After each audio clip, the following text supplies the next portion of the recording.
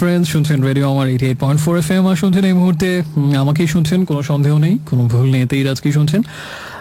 আপনার সোলমেইট and ultimate radio মেইট, মধ্যরাতের আগন্তুক, অবশ্য সপ্তাহে এক রাতের আগন্তুক বলা যায়, শুক্রবার রাতে শুধুমাত্র।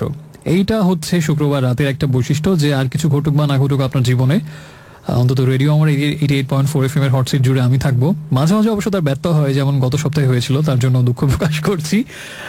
নিশ্চয়ই সবাই মনে মনে ভাবছেন যে আমার ফাঁকিবাজি জীবনে ঠিক হলো না। আচ্ছা, সেটা যাই হোক, অনিবার্য কারণবশত বলে একটা কথা চালু আছে বাংলায়। অবশেষে যেহেতু এসেছি আজকে, নিশ্চয়ই অনেক গল্প জমে আছে বলার জন্য, অনেক কথা জমে আছে, সবকিছু শুনবো। আর রাত 2টা পর্যন্ত আছি আমি, এবং সাথী থাকুন। আপনার প্রিয় কথাগুলো আমাকে জানান, প্রিয় গানগুলো শুনতে চান, প্লিজ যত বেশি পারেন আমার কাছে রিকোয়েস্ট করুন, আদেশ করুন, উপদেশ করুন, সবকিছু আপনার সবকিছু আমার শিরোধার্য। ওকে, আর যদি কোনো কিছু ভাবে জানাতে ইচ্ছা হয় যেটা আমার শিরোধার্য, আপনার SMS অপশনে যাবেন, মোবাইল ফোনে গিয়ে প্রথমে লিখবেন রেডিও আমারের শর্টেস্ট ভার্সন, যেটা হচ্ছে RA, অর্থাৎ রেডিও আমার সংক্ষিপ্ত রূপ। নামেই বুঝতে পারছেন, স্পেস দিয়ে লিখতে পারেন যে আপনি আমাকে কত পছন্দ করেন, এটা লিখতে হবে না। RA লিখে স্পেস দিয়ে লিখবেন আপনার নাম এবং ঠিকানা, স্পেস দিয়ে আপনার নাম ঠিকানা, মানে নাম ঠিকানা পরে আপনার কথাগুলো, এবং লিখে পাঠাবেন যে নাম্বারে, সেটা হচ্ছে 6969। তো নাম্বারটাও সেটাই থাকছে, আমিও সেটাই থাকছি। আশা করছি আমাদের ভালোবাসা আগের মতোই বা আগের থেকে আর অনেক বেশি অটুট এবং অবিচল। সে যাই হোক, আমরা আজকে প্রথম গান শুনবো ওয়ারফেজের, এবং আমি একটু কনফিউজ ছিলাম একটু আগ পর্যন্ত যে কোনটা প্লে করবো, ধূপছায়া নাকি মৌনতা, মৌনতা নাকি ধূপছায়া, ধূপছায়া নাকি মৌনতা। আমি ইনফ্যাক্ট এখনো কনফিউজ, আমি নিজেও জানি না যে কোনটাতে মাউসের ক্লিকটা পড়বে এবং কোন গানটা শেষ পর্যন্ত চালু হবে। Let's see, let's here, let's enjoy.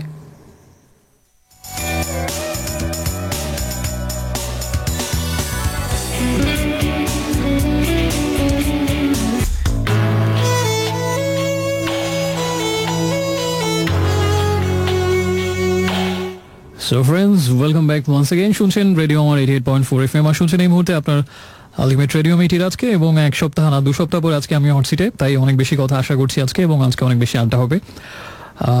এই ফাঁকে আমরা শুরুতে 2টা না 3টা গান শুনে ফেললাম। আমি শুরুতে ব্যাপক কনফিউশনে ছিলাম যে ওয়ারফেজের কোন গানটা প্লে করবো, ধূপছায়া নাকি মৌনতা। তো ভাবলাম দুটোই হয়ে গেলে কেমন হয়, আমাদের তো কোনো ব্যারিয়ার নেই, তাই না? আমরা যা খুশি তাই করতে পারি 3 ঘন্টা জুড়ে। তাই দুটো গান একটু একটু করে আমরা শুনলাম, এবং তারপরের গানটা ছিল পিঙ্ক ফ্লয়েডের একটা গান, another break in the wall, second part. এই মুহূর্তে আমি আবার হটসিটে, আর আমাকে তাহমিনা ফ্রম তেজগা আজকে ফার্স্ট SMS পাঠিয়েছেন। অ্যাজ ইউজুয়াল প্রায় সময় তিনি সবার আগে SMS পাঠিয়ে থাকেন। Hello ফাঁকিবাজ, how are you? আজকে পুরো শো কবিতা চাই। আচ্ছা, শ্রুতি আমাকে জানিয়েছেন যে মাত্র একটা দিন শো, বহু প্রতীক্ষার পর শুনতে আসি, তাও ঠিক মতো আসো না। আর কি অজুহাত আছে তোমার কাছে? কোনো অজুহাতই দেবো না, কোনো অজুহাত নেই আসলে। সাইফুল কেরানীগঞ্জ থেকে জানিয়েছেন সেটা আমি অনারে পড়ছি না, বাট এই বন্ধুটাকে আমার খুব রেগুলার একজন বন্ধু, অনেক দিনের বন্ধু, অনেক ভালো একটা বন্ধু, লক্ষ্মী একটা ছেলে। কারণ আমি সবসময় সে রিকোয়েস্ট পাঠাই, আমি বেশিরভাগ সময় রাখি না, তারপরও কোনো অভিমান নেই, কিছুই বলে না।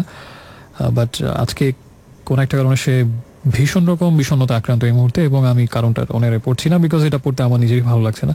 এবং আমি সাইফুলকে কিছুই বলবো না। আসলে এই মুহূর্তগুলোতে মানুষকে অনেক কিছু বলে সান্ত্বনা দেওয়ার জন্য, অনেক কিছুই বলে, কিন্তু এরকম একটা মুহূর্ত যারা অতিক্রম করে এসেছেন জীবনে তারাই জানেন আসলে কোনো সান্ত্বনায় ওই মুহূর্তে আসলে যথেষ্ট না। মানে কোনো কথাই আসলে, হয়তো নিঃশব্দে কেউ যদি পাশে থাকে, কাঁধে হাতটা রেখে বা হাতটা ধরে, হয়তো ওটা আর অনেক বেশি অর্থবহ এবং মর্মস্পর্শী হয় আসলে মুখের কথার থেকে ওই সময়টাতে। সো আমি কিছুই বলবো না, আমি শুধু সেই, যদিও তুমি এই মুহূর্তে আমার কাছে নেই, আমি দূর থেকে না হয় একটা ভালোবাসার হাত তোমার জন্য বাড়িয়ে দিলাম। আর আপাতত SMS পড়ছি না, আমাকে অনেকেই পাঠিয়েছিলেন SMS। আচ্ছা, এই SMSটা পরে আমার আরেকটা বিষণ্ণতার আবার আক্রান্ত করবে আরেকবার আমাদেরকে। এটা অবশ্য অনুমেয় যে কি বলতে যাচ্ছি। তো ক্রিস কর্নেল আমাদের এবং আমার অনেক খুব বেশি রকম ফেভারিট একজন মিউজিশিয়ান ছিলেন। অডিও স্লেভের আসলে আমি মানে অডিও স্লেভকে নিয়ে আমি, যারা আমাকে সেই 2007 থেকে শোনেন, একদম শুরু থেকে রেডিওতে জয়েন করার পর, তারা জানেন যে আমি অডিও স্লেভকে নিয়ে কত উচ্ছ্বাস, কত মাতামাতি, কত কিছু বলেছি, এবং কত অসংখ্যবার তাদের গান প্লে করেছে অডিও স্লেভ এবং স্পেশালি ক্রিস কর্নেল। যদি একদম পেছন ফিরে তাকাই, 2003-04 সালের দিকে প্রথম হচ্ছে অডিও স্লেভের গান শুনি। হ্যাঁ, 2003-04 দিকে প্রথম, এবং প্রথম দর্শনী প্রেমের মতো প্রথম শ্রবণী প্রেম ছিল সেটা। এবং তারপর থেকে এত বছর হয়ে গেছে, অলমোস্ট 13-14 বছর, কিন্তু প্রেম সেটা তো কমেনি, বরং আরও বেড়েছে। পরবর্তীতে যখন ক্রিস কর্নেল অডিও স্লেভ ছেড়ে দিলেন, তখন একটা যে কোনো সম্পর্ক ভেঙে যাওয়ার মতো এটা হৃদয়ে ব্যাপক ধাক্কা লেগেছিল আর কি। তারপর যখন তিনি সোলো ক্যারিয়ার স্টার্ট করলেন, তখন চেষ্টা করেছি ফলো করতে, বাট আগের মতো করা হয়নি। স্টিল আমার কাছে অডিও স্লেভের গানগুলো কি অনেক বেশি আপন বা কাছের মনে হয়। এই ক্রিস কর্নেল মানুষটার ভয়েস ফার্স্ট যখন শুনলাম, প্রথম শুনেই প্রথম অনুভূতি যেটা হয়েছিল সেটা হচ্ছে যে প্রবল একটা ঈর্ষা, যে একজন এরকম একটা অসাধারণ ইউনিক ভয়েস নিয়ে কীভাবে জন্মান এবং কি অসাধারণ তার attitude, body language, gesture, poster, everything. মানে একটা মানুষ কত অ্যামেজিং হতে পারে এবং কত অসাধারণ ভয়েস নিয়ে কত অসাধারণ গান করতে পারে, এবং দুর্দান্ত একটা ব্যান্ড ছিল অডিওস্লেভ, ডেফিনেটলি ক্রিস কর্নেল। তো সেই মানুষটা আমরা কিছুদিন আগে লাকি আখানকে হারিয়েছি এবং তারপরে ক্রিস কর্নেল। আসলে আমার কাছে মনে হচ্ছে যে আসলে সময়টা আসলেই মর্মান্তিক যাচ্ছে। নাহলে আমার পার্সোনালি এত প্রিয় দুজন মিউজিশিয়ানকে এত অল্প সময়ের মধ্যে হারালাম, লাকি আখান দেন ক্রিস কর্নেল। এই কষ্টটা আসলে লাস্ট থার্সডেতে, প্রবাবলি 18th মে। এবং আরও ইন্টারেস্টিং ব্যাপার হচ্ছে যে সুইসাইড করবেন ক্রিস কর্নেল, এটা মানে বিষয়টা একদমই ভাবা যায় না, যে মানুষটা এত অ্যামেজিং কিছু স্রষ্টা ছিলেন, সেই মানুষটা শেষ পর্যন্ত সৃষ্টি করলেন না নতুন কিছু, বরঞ্চ বিনাশ করলেন অঙ্কুরে, বা অঙ্কুরে না হলেও বলা যায় যে আরো অনেক কিছু প্রাপ্তির আগে বা দেওয়ার আগে। লাইক এ স্টোন ছিল অডিওস্লেভের সব থেকে পপুলার এবং সব থেকে হিট গানগুলোর একটা, এবং যে গানটা সবথেকে বেশি আমি মনে হয় সবচেয়ে বেশি প্লে করেছি অডিওস্লেভের এই গানটাই, লাইক এ স্টোন। ইভেন সেই গানটা লিরিক্সই আমার সব থেকে বেশি মনে পড়ছে, ওই অনেক অবয়ে বাস্তানুন in a room full of এমটিনেস, by A freeway I confess I was lost in the pages of A book full of death. তিনি নিজে এই গান লিখেছিলেন, এবং অডিওস্লেভের অনেকগুলো গানে এই রিলিজন এবং মৃত্যুর পরবর্তী সময়টা কি হবে না হবে এইসব স্পিরিচুয়াল ব্যাপার অনেক গানই ছিল, এবং অনেকেই অডিওস্লেভকে সেজন্য বলতেন যে একটা পুরো দস্তুর এই ভাবধারার একটা ব্যান্ড, এবং এই জন্য অনেকে তাদেরকে পছন্দ করতেনও না। ওই লাইনগুলো নিশ্চয়ই সবারই মনে আছে যে, and on my deathbed I will pray to the gods and the angels, like a pagan to anyone will take me to heaven, to a place I recall I was there so long ago. The sky was bruised, the wine was played, and there you led me on. এই লাইনগুলো রচয়িতা নিজেই suicide করবেন, এটা আসলে খুবই খুবই কষ্টের। সো আশা করছি অডিওস্লেভ এবং ক্রিস কর্নেল আমাদের হৃদয় সবসময় থাকবে। এখন একটা অডিওস্লেভের গান প্লে করবে, এই গানটাই, যে গানটার মধ্যে অসংখ্য মৃত্যুর কথা এসেছে, মৃত্যু চেতনা ছিল, সেই গানটাই এভাবে আমাদেরকে প্লে করতে হবে, এটা কখনোই ভাবিনি। So this song is for you Chris Cornell, like a stone. একটু পরে ফিরছি, আর যদি কোনো SMS করতে চান অবশ্যই লিখবেন, প্রথমে লিখবেন RA স্পেস দিয়ে নাম ঠিকানা এবং তারপরে কথাগুলো আর লিখে পাঠাবেন যে নাম্বারে, সেটা হচ্ছে 6969। একটু পরে ফিরতে তো হবেই, তাই না?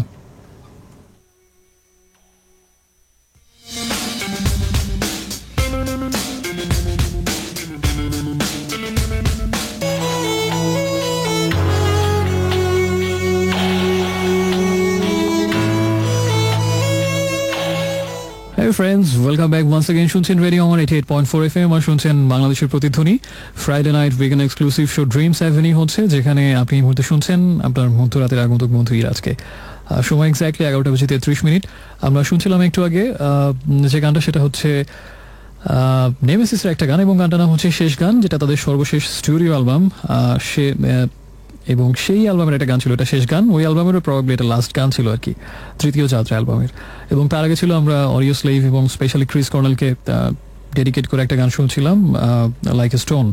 তো এই মুহূর্তে আমি আবার কিছু SMS এর দিকে ফিরে তাকাই, যদি আমাকে দেখতে পাচ্ছি লিখেছেন আমাকে সাগর বাড্ডা থেকে, উইন্ড অফ চেঞ্জ কি শুনতে যাচ্ছেন, নাকি নিজের জীবনে কোনো কিছু নতুন ভাবে আসছে? So that's why wind of change. Ishrat লিখেছেন খুব মানবিক আবেদন, এইভাবে এই টোনে লিখেছেন যে অনেকদিন অপেক্ষা করার পর যখন ইরাজ আসে না তখন খুব মিস করি, আবার অপেক্ষায় থাকি। আজকে কোনো অজুহাত দেবো না, আগেই বলেছি। ফ্লয়েডিয়ান অবশ্য আমার বিষণ্ণতাটা আরেকবার বাড়িয়ে দিলেন, লিখেছেন যে 1995 থেকে ক্রিস কর্নেলের ফ্যান আমি, এবং সাউন্ড গার্ডেন ছিল ফেভারিট ব্যান্ড। এখনো মানতে পারছি না যে ক্রিস কর্নেল আমাদের মাঝে নেই, তীব্র কষ্ট পাচ্ছি লোকটার জন্য। এবং কার্ট কোবেন, নির্ভানা ভোকাল, উনি মারা যাবার সময়ও যে তীব্র কষ্টটা পেয়েছিলাম সেটা আবার পাচ্ছি, এবং কেন এমন করলো, স্যাড। আসলে মানে আমাদের এত ভালোবাসা মানুষগুলো যখন চলে যায়, স্পেশালি আর সুইসাইডাল রিজনে যখন চলে যায়, তখন আমাদের মেনে নিতে আসলেই কষ্ট হয়। এবং ক্রিস কর্নেল অবশ্য বেশ অনেকদিন ধরে একটা ডিপ্রেশনে ভুগছিলেন। সেই ডিপ্রেশন থেকে এক ধরনের বলা যাচ্ছে যে ব্যক্তিগত জীবন এবং মিউজিক্যাল ক্যারিয়ার সবকিছু নিয়ে একটা ডিপ্রেশন এবং অস্থিরতার মধ্যে ছিলেন, যার ফলে তিনি অডিওস্লেভ থেকে বের হয়ে গিয়ে সোলো ক্যারিয়ার স্টার্ট করলেন, এবং সেটা নিয়েও খুব একটা স্যাটিসফাইড ছিলেন না, অনেকদিন ধরে ডিস্টার্ব ছিলেন। প্লাস তার বেড়ে ওঠা ছোটবেলায় তার মানে প্রথম জীবনটা অনেক বেশি স্ট্রাগলিং এবং অনেক বাজে ইনসিডেন্টে ভরা ছিল, বলা যায় যে অনেক ছোটবেলায় অনেক অ্যাবিউজড হয়েছিলেন ক্রিস কর্নেল। সবকিছু মিলিয়ে আসলে সবসময় একটা হতাশার মধ্যে থাকতেন, যেটা আমার ধারণা। শেষ পর্যন্ত আত্মহত্যাকে হয়তো মুক্তির পথ হিসেবে বেছে নিলেন। ফ্লয়েডিয়ানের SMS এর পর আমাকে শরীফ নারায়ণগঞ্জ থেকে জানিয়েছেন, একা অবশ্য বেশ কিছু গানের রিকোয়েস্ট পাঠিয়েছেন। আনমনে 2 এতো নয় গান by Miles, last Friday night by Katy Perry, all my secrets আর বাই ওয়ান রিপাবলিক। সো দেখা যাক এখান থেকে কোনো গান প্লে করতে পারি কিনা। এই মুহূর্তে অবশ্যই যে গানটা প্লে করবো এটা হচ্ছে ওয়ান অ্যান্ড অনলি নন আদার দেন মিশু ভাই। মিশু রিকোয়েস্ট পাঠিয়েছে সানজিদ এবং তার ফ্রেন্ডের জন্য, সেই গানটা একটু পরে শুনছি। আর তার আগে SMS করার নিয়মটা একটু মনে করে দিই, যদি আপনি এমন কোনো গানের রিকোয়েস্ট করতে চান অথবা নিজের যে কোনো কথা, এনি সর্ট অফ ফিলিংস আমার সাথে যদি শেয়ার করতে চান, অবশ্যই একটা SMS করবেন। SMS করলেই আমাকে পেয়ে যাবেন। হ্যাঁ, SMS করার নিয়মটা হচ্ছে প্রথমে লিখবেন রেডিও আমাদের শর্টেস্ট ভার্সন, যেটা হচ্ছে RA স্পেস দিয়ে নাম ঠিকানা এবং তারপরে কথাগুলো, আর লিখে পাঠাবেন সেই একই নম্বর 6969। একটু পরে ফিরছি, সাথে থাকুন।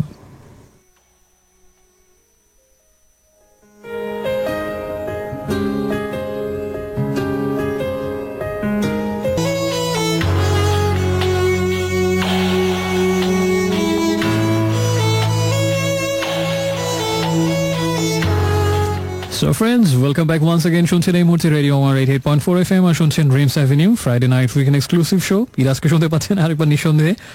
সময় হচ্ছে 11:47। আমরা প্রপার দুটো সফট সুইট রোমান্টিক গান শুনলাম এবং দুজন অ্যামেজিং আর্টিস্টের কাছ থেকে, তাহসান এবং বাপা মজুমদার। পরপর এই দুজনের কম্বিনেশনে নিশ্চয়ই অনেক ভালো লেগেছে, স্পেশালি যারা একটু ধরনের গান পছন্দ করেন তাদের জন্য। কখনো ইচ্ছে হয় এবং এই গানটা হচ্ছে adaptation Eric ক্ল্যাপটনের tears in heaven গানের, এবং তার আগে ছিল প্রেম তুমি তাহসানের গান। ইশরাত আমাকে জানিয়েছেন যে খুবই একটা ইন্টারেস্টিং কোয়েশ্চেন, সেটা হচ্ছে নীরবতা কি খুব বেশি কিছু বোঝায়? তাই বুঝি সবাই নীরবতা খোঁজে? কেউ কি বোঝে না শব্দের মাঝে অনেক আনন্দ লুকিয়ে থাকে? এটা হচ্ছে আমাদের ইশরাতের ওপিনিয়ন। আমার কাছে মনে হয় যে মাঝে মাঝে শব্দ খুব বেশি প্রয়োজন, মানে খুব বেশি মন শুনতে চায় কোনো কথা, কোনো শব্দ, কেন বলছে না, বলুক একটু, খুব শুনতে ইচ্ছে হচ্ছে, একবার বলুক। মাঝে মাঝে এরকম আকুতি জন্মে, আবার মাঝে মাঝে ঠিক উল্টোটাও জন্ম, যে এখন কোনো কথা না, কোনো শব্দ না, কোনো কোলাহল না, এখন শুধুই নির্জনতা। নৈশব্দের মাঝে অনুভব করবো অন্য কারো উপস্থিতি অথবা নিজের ভেতরের কোনো একটা প্রবল এবং প্রগাঢ় অনুভূতিকে।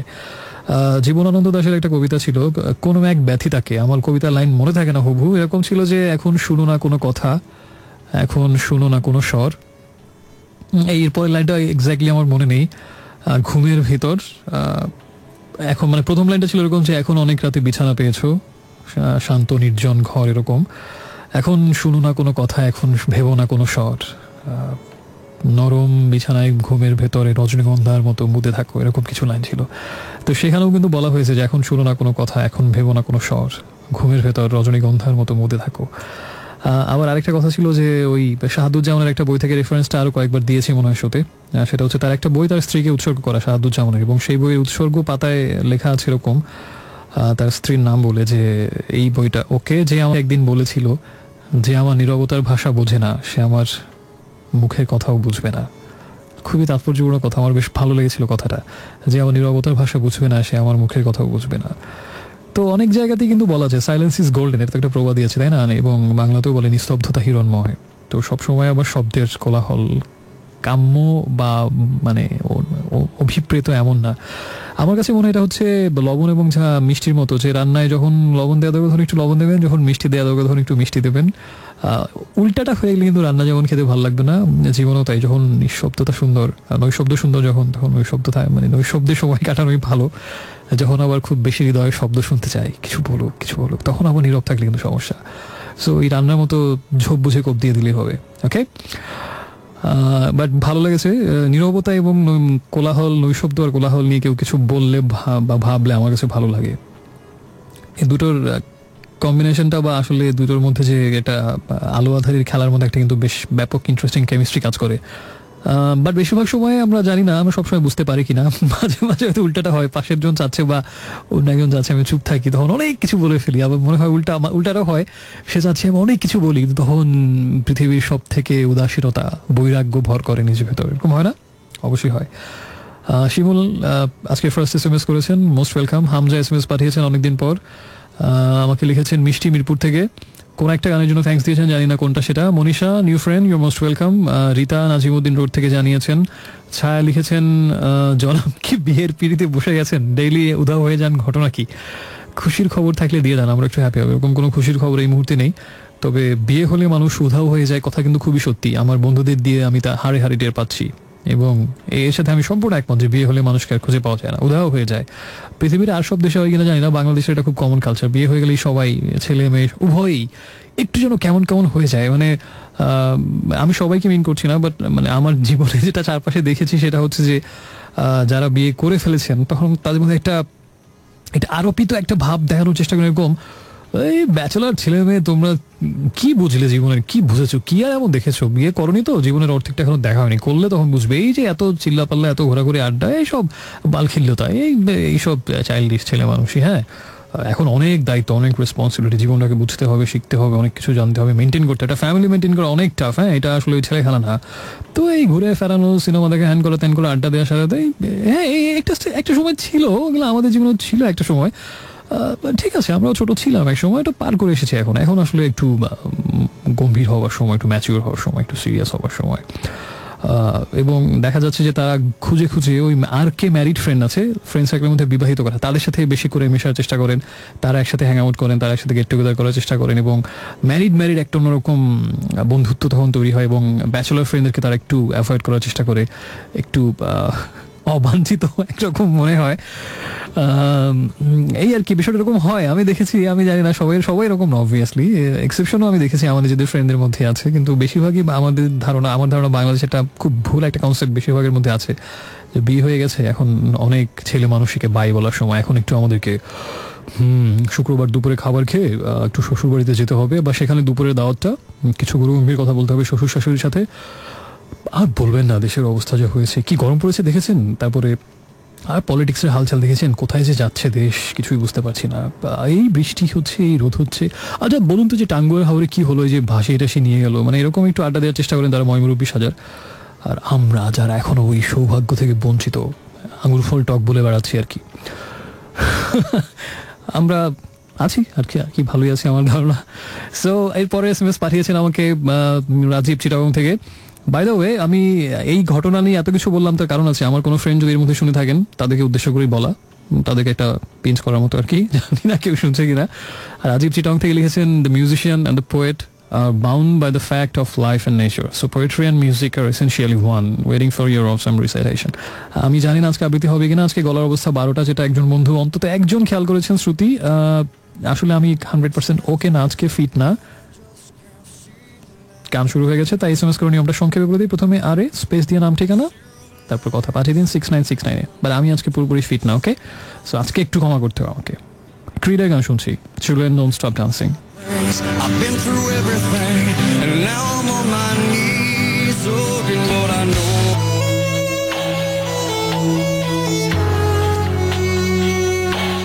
Hi friends, welcome back once again. শুনছেন রেডিও আমার 88.4 FM, আর শুনছেন Friday night weekend exclusive show Dreams avenue. প্রবাসী রাজ এখনো আছে এবং রাত 2টা পর্যন্ত থাকবে আপনার প্রিয় গানগুলো প্লে করার জন্য, আপনার কথা, মনের কথা যেটা আপনি শেয়ার করবেন আমার সাথে, সেগুলো অন এয়ার রিড আউট করার জন্য। শুনছিলাম একটু আগে স্কুল নামের একটা গান, আবু ভাইরাসের। এই গানটার জন্য অনেক রিকোয়েস্ট আসে, বোধহয় সবাইকে স্কুল জীবনের কথা মনে করিয়ে দেয়। এবং তার আগে ছিল ক্রিডের একটা গান, চিলড্রেন ডোন্ট স্টপ ডান্সিং। আর আমাকে অনেক বন্ধু SMS পাঠিয়েছেন, তার মধ্যে ইশরাত SMS পাঠিয়েছেন, ব্লু নাইটিঙ্গেল লিখেছেন যে not only the thirsty sick the water, the water as well six the thirsty person. মানে পরিপূরক একে অপরে, যে পাখি পাকা পেঁপে খায়, তেমনি পাকা পেঁপেও পাখি খায়, এরকম একটা ব্যাপার, দুজনকে চায়। একা আমাকে জানিয়েছেন খুবই আবেগপ্রবণ একটা SMS, কৈফিয়ত চাইব না, অনিশ্চিত নয়নে চাইব, অভিমান করব না, অশ্রুসিক্ত নয়নে চাইব, ভালোবেসে বলবো না, প্রিয়ার নয়নে চাইব, আমার নয়নের কথা কি বুঝবে। এই মহৎ প্রশ্নটি কার কাছে যাতে জানতে চায়, তারপর আমরা তার কাছ থেকে উত্তর শোনার চেষ্টা করব। ছায়া আমাকে লিখেছিলেন যে মানে মানুষের অসহায় অবস্থায়ও মানুষের মুক্তি নেই, লিখেছেন যে তোমার গলার অবস্থা যখনই খারাপ থাকে তখনই আবৃত্তিটা ভালো লাগে শুনতে, এটা বলবেন আর আমি খুশিতে গদগদ হয়ে এখনই 2 পাক নেচে আপনাকে একটা আবৃত্তি শোনাবো, এটা যদি আপনি আশা করেন তাহলে ভুল করেছেন।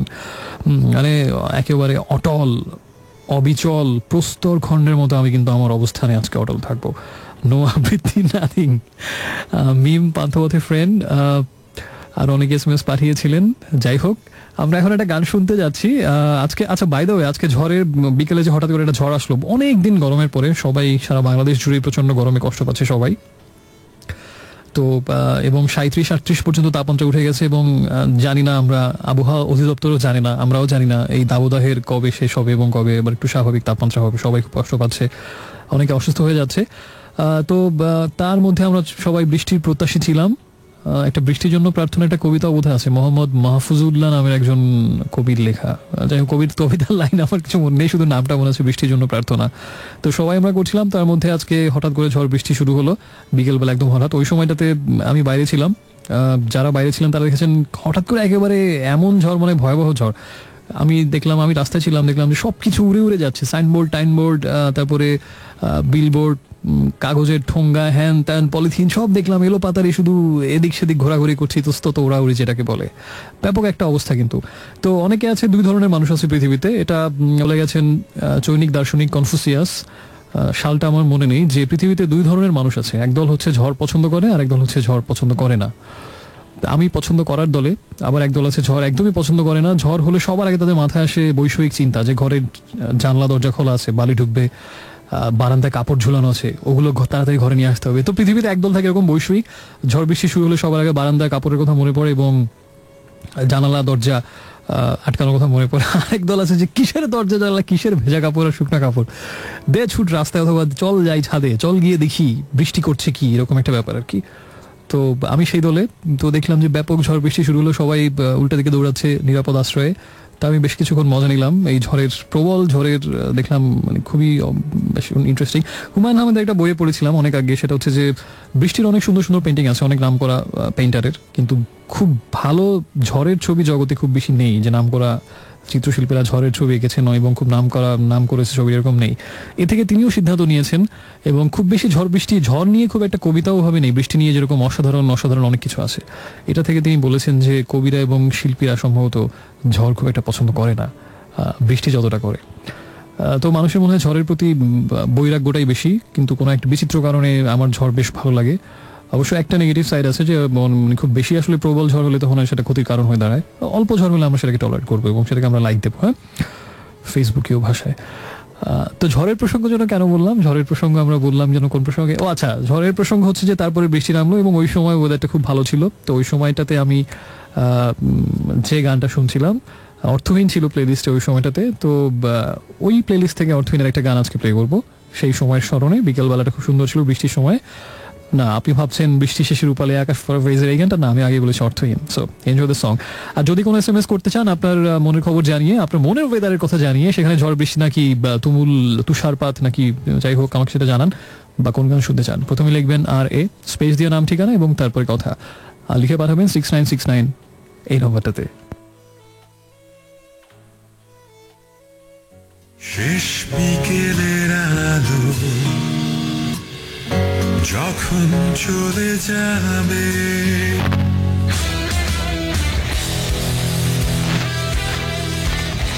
সফট কিছু তো হলো, এবার সফট কিছু পরে একটা হেভি হলে কেমন হয়? সো বুঝতে পারছেন, Metallica, moth into the flame.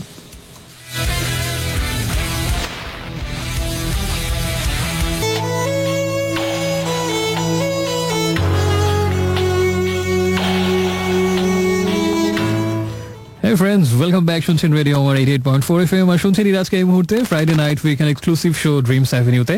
তো নরম গরমের কম্বিনেশনটা কেমন হলো জানি না। প্রথমটা ছিল নরম এবং সফট গান বলা যায়, অর্থহীনের গান আকাশের তারা, অসমাপ্ত 2 অ্যালবাম থেকে। আর তারপরেরটা ছিল হচ্ছে একেবারেই গরম, সুপার গরম আর কি, তা মেটালিকার একটা হেড, মানে এই গানটার নাম হচ্ছে মথ ইনটু দ্য ফ্লেম, তাদের সর্বশেষ অ্যালবাম যেটা নাম হচ্ছে হার্ডওয়্যার, সেই অ্যালবাম থেকে নেয়া। তো এই অ্যালবাম না নিয়ে দুটি কথা না বললেই না, এটা বিবেকের কাছে কিন্তু দায়বদ্ধতা থেকে যাবে। ওকে, সেটা হচ্ছে প্রথমে আমার ধারণা ছিল যে মিউজিক জগতে বা সঙ্গীত জগতে আরো শুদ্ধভাবে বললে একটা অস্থিরতা সম্ভবত বাংলাদেশে কাজ করছে, ভালো গান হচ্ছে না, ভালো অ্যালবাম বের হচ্ছে না, এবং অ্যালবাম তো এখন বের হয় না, সব মোবাইল ফোনে অ্যালবাম রিলিজ হয়, ইন্টারনেটে ওই করতে হয়, প্রথমে SMS অপশনে যান, গিয়ে লিখুন হ্যান এবং স্পেস দিয়ে তেন, তারপরে পাঠিয়ে দিন অমুক নাম্বারে। এটা তো আমাদের SMS এর এর থেকে অনেক টাফ প্রসেস, যে প্রথমে ওই ওয়েবসাইটে লগ ইন করুন, তারপরে এইটা আমাদের অমুক মিউজিক্যাল স্টোর, মোবাইল ফোন কোম্পানিগুলোর অর্থ থাকে, সেখানে গিয়ে অনেক কিছু করতে হয়, অনেক কিছু করলে একটা গানের 2 লাইন শোনা যায়, তারপরে নাকি আবার আরো অনেক কিছু করলে আবার নতুন টাকা দিয়ে কি কিনতে হবে, তারপরে হবে পুরো একটা গান নামিয়ে শোনা যায়, এভাবে অনেক কিছু। আমি আবার টেকনোলজি বা প্রেমিতে একটু সনাতন চট্টোপাধ্যায়, তো আমি তো আরো বুঝি না এইসব কাহিনী। এখন সব এভাবে গান রিলিজ হয়, কালে ভদ্রে যে মাঝে মাঝে অ্যালবাম রিলিজ হয়, সেটা অনলাইন অ্যালবাম, সেখানে আবার গান থেকে 4টা 5টা 6টা, কি এক জমানা আসলো। আমরা যখন ছোট থেকে বড় হচ্ছি ওই সময়টাতে ক্যাসেটের যুগ ছিল, এক পাশে 6টা আরেক পাশে 6টা, 12টা গানের যুগ। 35 টাকা দিয়ে কিনতাম, পয়সা উসুল 12টা গান, তার মধ্যে অ্যাটলিস্ট 5-6টা গান ভালো থাকবেই, বেশ সুন্দর হেসে গেলে দিনটা পার হয়ে যেত। আর এখন কি এক জমানা আসলো, গান থাকে একটা অ্যালবামে 2টা 3টা 4টা 5টা 6টা। আগের দিন আসলেই ভালো ছিল। তো এইসব কাহিনী কীর্তিমান, এখন অ্যালবাম বের হয় না, ভালো মিউজিশিয়ান নেই, ভালো আর্টিস্ট নেই, গান নেই, সব কিছু নেই। দেখা যাচ্ছে সবাই ইউটিউবে গান ছেড়ে রাতারাতি স্টার হয়ে যাচ্ছে, মিউজিক ভিডিও হচ্ছে, অ্যালবাম নেই কিন্তু মিউজিক ভিডিও রিলিজ হচ্ছে আর কি। তো সেখানে অনেক টাকা পয়সা খরচ করে, ডলার, আমিরাতি দিরহাম, কুয়েতি দিনার, অনেক কিছু খরচ করে মিউজিক ভিডিও বানানো হচ্ছে। মানে মিউজিক অ্যারেনা বা সঙ্গীত জগৎ যেটাই বলি না কেন, সেটা আসলে একেবারেই আমার কাছে মনে হয় যে শুক্রায়ের একটা বিখ্যাত ক্যারেক্টার ছিল পাগলা দাশু। সম্প্রতি এক বন্ধু আমাকে এই নামে ডেকেছে। তো আসল প্রসঙ্গে ফিরে যাই, যে সেই পাগলা দাশুর আমার মনে হয় সঙ্গীত জগতের অবস্থা আমাদের এখন এরকম। তো আমার ধারণা ছিল এটা হয়তো আমাদের এখানে, কিন্তু সম্প্রতি আমার ধারণা পৃথিবীর অনেক জায়গাতেই এই পাগলা দাশুর অবস্থা। এই সিদ্ধান্ত আমি কেন নিলাম জাতি জানতে চায়। এটা এই কারণে নিলাম, মেটালিকার সর্বশেষ অ্যালবাম ছিল ডেথ ম্যাগনেটিক। সেটা নিয়ে খুব একটা সেটা জনপ্রিয়তা পায়নি, উচ্ছ্বাস হয়নি। সবাই বলেছেন এই মেটালিকাকে আমরা চাই না, আমরা সেই পুরনো মেটালিকাকে চাই, এই মেটালিকা ভালো হয়নি অ্যালবামটা। তার আগে ছিল সেন্ট অ্যাঙ্গার, সেটা তো মানুষজন আরও খায়নি বা আরও নেয়নি। তারা বলেছিল যে মেটালিকাকে আমরা কিভাবে দেখছি, এ কি হলো, এও দেখতে হলো। তো এরকম দুটো শ্রোতাদের পছন্দ মাফিক অ্যালবাম না হবার পরে সর্বশেষ তারা নিশ্চয়ই মেটালিকা মেম্বাররা এটা জেনেছে, এবং তাদেরকে নিশ্চয়ই সবাই জানিয়েছে, এবং তারা রিয়াকশন থেকে বুঝেছে গত দুটো অ্যালবাম মেটালিকা সুলভ হয়নি। যদিও ডেথ ম্যাগনেটিক আমার কাছে ভালো লেগেছে। তো নিশ্চয়ই তারা উঠে পড়ে এবং আদা জল খেয়ে লেগেছিল, এবং তাদের জান প্রাণ উজাড় করে বলা যায় একটা অ্যালবাম বের করলো, এবং তাদের নিশ্চয়ই মটো ছিল। যদিও আমার সাথে কথা হয়নি, বাট আমার মনে হয় যে নিশ্চয়ই তারা একদম জান প্রাণ চেষ্টা করেছে, এইবার আমরা দেখিয়ে দেবো যে মেটালিকা হারিয়ে যায়নি, মেটালিকা ইজ ব্যাক এগেইন। তো সেরকম একটা অ্যালবাম বের করলো হার্ডওয়্যার। সিম্পলি দুর্দান্ত বললে কম বলা হবে, অসাধারণ। এবং আমার কাছে মনে হয় যে মেটালিকার যে কোনো শ্রেষ্ঠ অ্যালবামের সাথে ফাইট করতে পারে, এবং one of the very very best albums ever composed by Metallica. কিন্তু ফলাফল কি হলো? খুব বেশি আলোচনা হলো না, খুব বেশি এটা নিয়ে হাইপ তৈরি হলো না, খুব মানে অ্যাজ ইফ মেটালিকা যেটা অ্যালবাম বেরিয়েছে এটাই মনে হয়, মানে অন্য সময় ইভেন সেন্ট অ্যাঙ্গার, ডেথ ম্যাগনেটিকের সময় মেটালিকার অ্যালবাম বেরিয়েছে, এটা ছিল মানে সব থেকে আলোচনার মূল বিষয়, এক কেন্দ্রবিন্দুতে থাকতো। আর এবার হার্ডওয়্যার বের হলো, কোনো আলোচনাই নেই, কোনো উত্তেজনা নেই, কোনো উচ্ছ্বাস নেই, কোনো হাইপ নেই, অথচ অসাধারণ একটা অ্যালবাম। হ্যাঁ, প্রত্যেকটা গান সুন্দর অ্যালবাম এটা হার্ডওয়্যারের। তো এরপরে এরকম একটা নিরুত্তাপ, শীত গরম নেই, এরকম একটা ব্যাপার, কি এটা আমি ঠিক মেলাতে পারছি না। তার মানে কি আসলে বাংলাদেশের এরকম সঙ্গীত জগতে পাগলা দাসের অবস্থা, কি হচ্ছে না হচ্ছে কেউ কিছু বুঝতে পারছে না, এবং ভালো সঙ্গীত হারিকেন দিয়ে খুঁজে পাওয়া যাবে না, এরকম একটা ব্যাপার। এটা বাইরেও কি তাহলে এটা কাজ করছে যে ললিপপ সঙ্গে চারপাশের দুনিয়া এখন ভরপুর, এবং সবাই ললিপপ সং নিয়ে অনেক বেশি হুলস্থুল অবস্থা, মাতামাতি হচ্ছে। এর ফাঁকে কি মেটালিকার মতো ব্যান্ড বা এরকম অসাধারণ একটা অ্যালবাম হারিয়ে এলো? তো অবস্থা কি চারদিকে আসলে পুরো বিশ্বজুড়েই কি সেই আর্টের বিভিন্ন সেক্টরে আসলে সেই অস্থিরতা? আমি ভেবেছিলাম শুধু আমাদের এখানেই হয়তো। তো সে যাই হোক, আরো অনেক জগৎ বিখ্যাত বুদ্ধিজীবী, দার্শনিক, নৃতাত্ত্বিক আছেন, তারা এটা বের করবেন। আমরা আপাতত কোন প্রসঙ্গে ছিলাম যেন, নিজেই তো হারিয়ে ফেলেছি কোন প্রসঙ্গে ছিলাম। তো প্রসঙ্গ যাই থাক না কেন, এখন অন্য একটা বিষয়ে গল্প করবো, সেটা হচ্ছে অনেকদিন ঘোরাঘুরি গল্প হয় না, তাই না? অভিযাত্রিক যে সেগমেন্টের নাম, সেই সেগমেন্টটা একটু আজকে না হয় একটু আমরা করি, একটু ঘোরাঘুরি গল্প করি, তাই না? সময়টাও ভালো, শুক্রবার ছুটির রাত, বৃষ্টিও হয়েছে আজকে, তো একটু ঘোরাঘুরি গল্প হতেই পারে। সম্প্রতি যারা খোঁজ খবর রাখেন দেশের, তারা নিশ্চয়ই জানেন যে গত মে মাসে, মানে এই মাসেই আর কি, মে মাস তো গত হয়নি, একটা রাস্তা উদ্বোধন হয়েছে কক্সবাজার থেকে টেকনাফ পর্যন্ত। এটাকে বলা হচ্ছে যে মেরিন ড্রাইভ। মেরিন ড্রাইভ আগেও ছিল, কিন্তু সেটা ছিল ইনানি পার হয়ে একটু দূর পর্যন্ত গিয়ে রাস্তাটা থেমে গিয়েছিল, তারপর খুব বাজে অবস্থা ছিল, যার ফলে খুব বেশি দূর ওখান দিয়ে যাওয়া যেত না। তো সম্প্রতি সেটাকে রিনোভেট করা হয়েছে এবং অনেকখানি এক্সটেন্ড করা হয়েছে, এবং একদম কক্সবাজার শহর থেকে একেবারে টেকনাফ অর্থাৎ বাংলাদেশের শেষ বিন্দু পর্যন্ত সেই রাস্তা সম্প্রসারিত হয়েছে। 80 কিলোমিটার দীর্ঘ, এবং পুরোটাই এক পাশে পাহাড়, বা যাওয়ার সময় হাতের বাম পাশে পাহাড় পড়বে এবং ডান পাশে সমুদ্র পড়বে।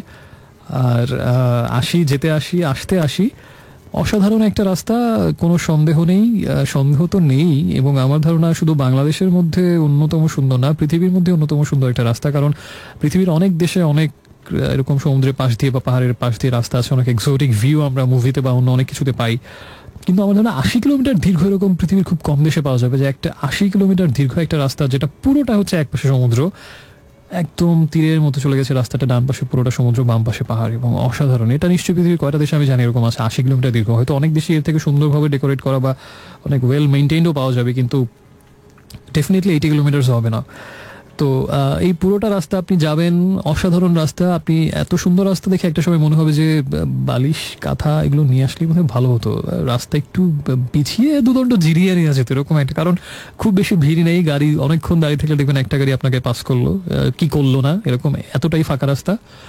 মাঝে মাঝে দেখবেন সেখানে মানুষেরও খুব বেশি দেখা নেই, গরু ছাগল হাঁটছে মাঝে রাস্তা দিয়ে, মানুষজন অনেক কম। তারপরে হচ্ছে যে মানে একেবারেই ফাঁকা থাকে রাস্তাটা। তারপরে অসাধারণ সুন্দর, মানে এত সুন্দর কার্পেটিং এবং ফিনিশিং এত অসাধারণ, মনে হবে আসলেই ঘুমাতে ইচ্ছা করবে আপনার, এবং মনে হবে যে গাড়ি থেকে নেমে একটু হাত দিয়ে স্পর্শ করে দেখি রাস্তাটা, এত সুন্দর, এত সুন্দর, পারফেক্ট ফিনিশিং, মানে এক্সট্রিমলি বিউটিফুল রাস্তা, স্লিপিং বিউটি আর কি। সে যাই হোক, তো এই রাস্তা ধরে 80 কিলোমিটার আপনি যাবেন, এত সুন্দর এত স্মুথ রাস্তা, আপনার মনে হবে না 80 কিলোমিটার জার্নি আপনি চোখের পলকে করে ফেলেছেন। It will take hardly 40 to 45 minutes, আর যদি আরও বেশি জোরে চালান 35 মিনিটসও যাওয়া সম্ভব, এতটাই সুন্দর রাস্তা। এবং যেতে যেতে আস্তে আস্তে যতই টেকনাফের দিকে আগাবেন, ইনানিটা পার হওয়ার পর থেকে বেশি সৌন্দর্য শুরু হয়, কারণ হচ্ছে ইনানি পর্যন্ত মানুষজনের আসা যাওয়া বেশি থাকে, তো এরপর থেকে মানুষজন নেই বললেই চলে, না ওখানকার লোক খুব বেশি পাবেন না টুরিস্ট পাবেন। একদম দেখবেন যে অনেক দূর, যেহেতু একদম স্ট্রেট রাস্তাটা, অনেক দূর চোখ যাবে কিন্তু কোনো গাড়ি ঘোড়া নেই, শুধুমাত্র রাস্তার ওই মাঝখানের হোয়াইট স্ট্রেট লাইনটা দেখা যাচ্ছে, আর ডানে সমুদ্র, বামে পাহাড়, ডানে মাঝে মাঝে ঝাউবন পড়বে, আর সে পাহাড়ের কোল ঘেঁষে ফসলের ক্ষেত, বিস্তীর্ণ সবুজ প্রান্তর। এবং যতই আপনি টেকনাফের দিকে দেখা যাবে যে তত বেশি উঁচু হচ্ছে পাহাড়গুলো, এবং পাহাড়ের সৌন্দর্য বৃদ্ধি পাচ্ছে, একদম ঘন সবুজে আচ্ছাদিত পল্লবিত পাহাড়, আর ডানে সমুদ্র তো আস্তে আস্তে। এবং টেকনাফের কাছাকাছি গিয়ে দেখবেন সমুদ্রের রংটা চেঞ্জ হচ্ছে, কক্সবাজারের মতো মাঝে মাঝে ঘোলা একটা ফ্লেভার থাকে, কিন্তু যত ওদিকে আগাবেন দেখবেন আস্তে আস্তে গ্রিনিশ হচ্ছে সমুদ্রের রংটা, এবং অনেক বেশি শুভ্র সফেদ মনে হচ্ছে ঢেউগুলো, যেটা একদম ক্লিয়ার একটা ডিফারেন্স আপনি বুঝতে পারবেন কক্সবাজারের সাথে। অনেক অসম্ভব সুন্দর। তো ওই সৌন্দর্য আমি বর্ণনা ভাষায় প্রকাশ করার চেষ্টা আপাতত নিচ্ছি না। আর ফেরার পথে যদি দুপুরবেলা মানে বিকেলবেলা যদি রওনা দেন, ফেরার পথে অবধারিতভাবে সূর্যাস্ত পড়বে, এবং তখন সূর্য থাকবে হাতের বাম পিঠে, সমুদ্র থাকবে হাতের বাম পাশে।